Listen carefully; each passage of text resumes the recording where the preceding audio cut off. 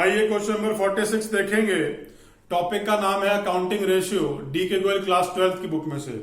आइए सबसे पहले देखते हैं क्या दे रखा है क्वेश्चन में। सबसे पहले हमें दे रखा है कि हमें डेब्ट इक्विटी रेशियो निकालनी है।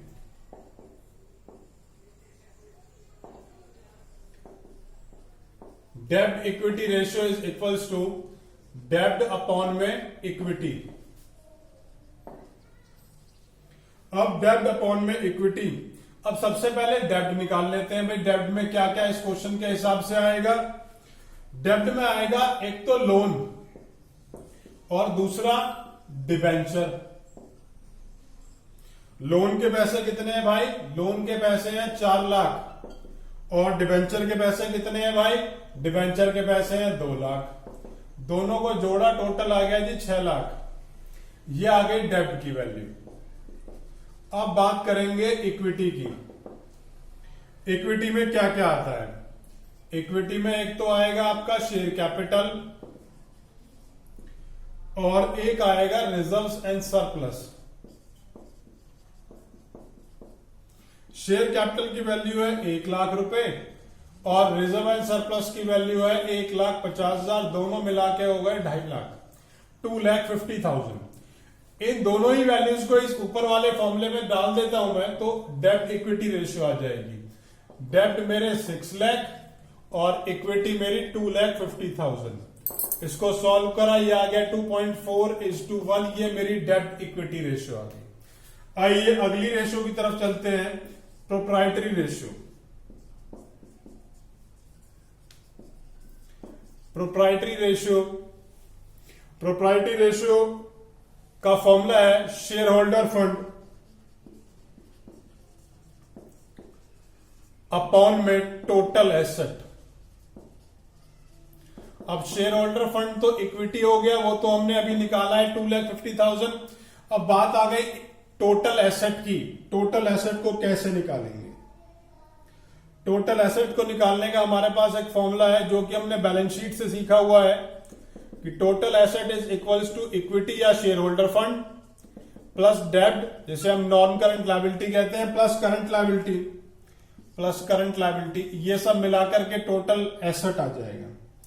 इक्विटी की वैल्यू हमने निकाली थी 2,50,000, डेब्ट 6 लाख और करंट लायबिलिटी की वैल्यू मुझे दे रखी है 4 लाख। इन सबको मैंने प्लस किया, ये वैल्यू आ गई 12,50,000। ये क्या आ गया जी? ये मेरा टोटल एसेट आ गया। शेयर होल्डर फंड की वैल्यू कितनी है मेरी? शेयर होल्डर फंड की है 2,50,000 और टोटल एसेट की 12,50,000 इंटू 100। ये वैल्यू हमने कैलकुलेट कर ली। This is 20%। ये मेरी प्रोप्राइटरी रेशियो की वैल्यू निकल आई। आइए अब लास्ट वाले की तरफ चलते हैं। लास्ट हमारा जो इसमें पॉइंट पूछा गया है वो है interest coverage ratio.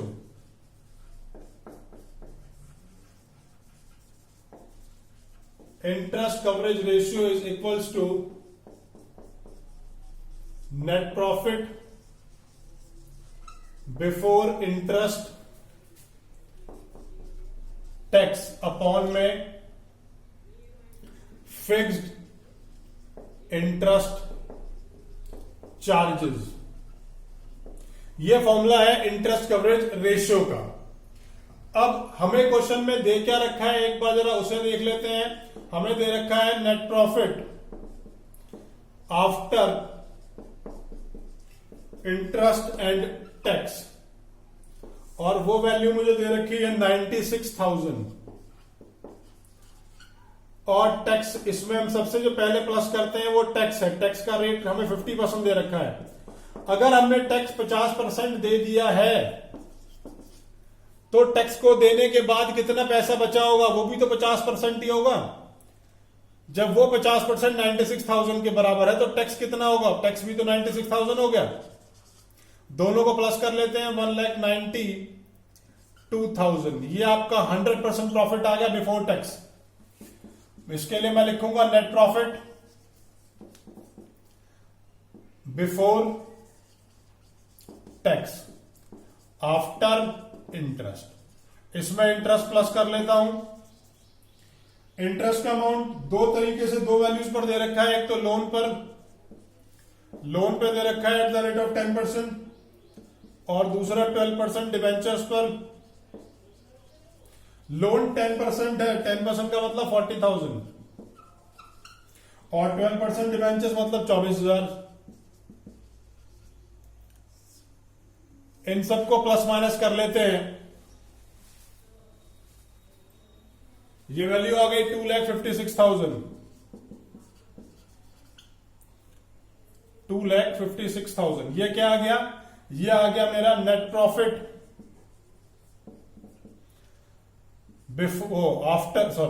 Before interest and tax. Net profit before interest and tax ये है 2,56,000। ये वैल्यू मेरी यहां फॉर्मूले में पुट कर दी मैंने 2,56,000 और फिक्स्ड इंटरेस्ट चार्जेस ये दोनों मिलाऊंगा तो फिक्स्ड इंटरेस्ट चार्जेस 64,000 हो जाएंगे।